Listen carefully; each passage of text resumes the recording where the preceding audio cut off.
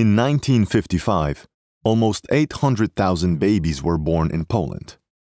Today, that number is reached over the course of 3 years. The society was healing the wounds of war.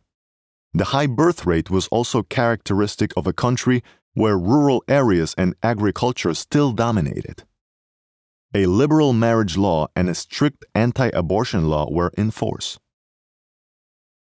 From 1946, only civil marriages were legally binding and the process of getting married was simple.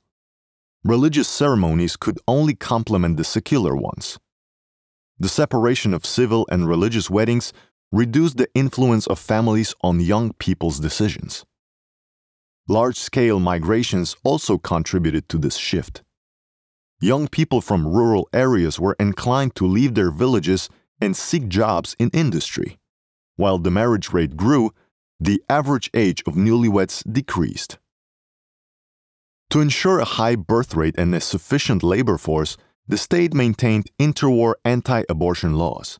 The 1932 Penal Code imposed a sentence of up to 3 years in prison on a woman who underwent an illegal abortion. Legal abortion was only permitted if the pregnancy resulted from a crime or posed a threat to mother's life. Such cases had to be assessed by a doctor or a prosecutor. As the hegemonic organizer of the economy, the state needed workforce. The 6-year plan implemented between 1950 and 1955 was meant to turn Poland into a state focused on industry. It was modeled after the Soviet 5-year plans. New districts and towns were built around large industrial plants. In Warsaw, the steelworks was under construction, a car factory was opened, metal and electrotechnical factories were being built and developed, along with secret arms manufacturing plants. A vast propaganda effort was built around economic goals. The cult of labor and the cult of youth, destined to change the world, were heavily promoted. Polish society was indeed very young at the time. People under the age of 18 made up more than 1/3 of the population. Today, they make up less than 1/5. The younger generation, especially in rural areas, craved change. They broke away from family patterns and looked for happiness in the city. The resistance against the old world, associated with war and poverty, was instrumentally exploited by the regime. The main tool was the Union of Polish Youth, abbreviated in Polish to ZMP. This mass organization, active in schools, universities, and factories, formed collectives meant to learn and work together and to control their members. At ideological meetings, a simplified Marxist philosophy was instilled. Articles from the Moscow newspaper Pravda were studied and bourgeois customs were condemned, such as going to cafes or looking for trendy clothes. Work towards building socialism was to be the main purpose of life. This is how the ZMP generation was being reared.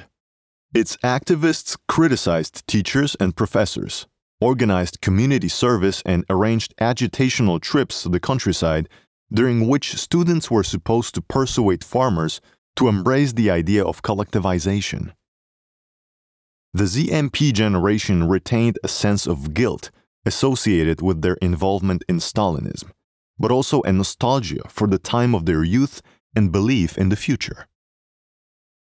Since the Soviet Union remained at the heart of the propaganda imagery, we placed Alina Szapoczniko's sculpture Stalin in the middle of the room.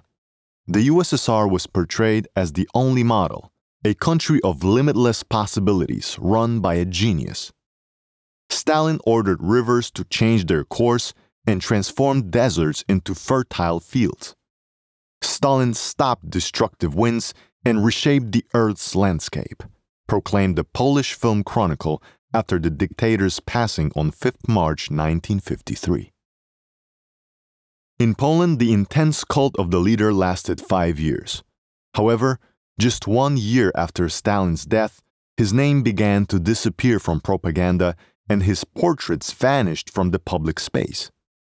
The promised Stalin monument was never erected in Warsaw. And yet, during the festival, Ujazdowskie Avenue still bore his name, as did the newly opened Palace of Culture and the large square in front of it. This square was envisioned as the epicenter of the events of the Fifth World Festival.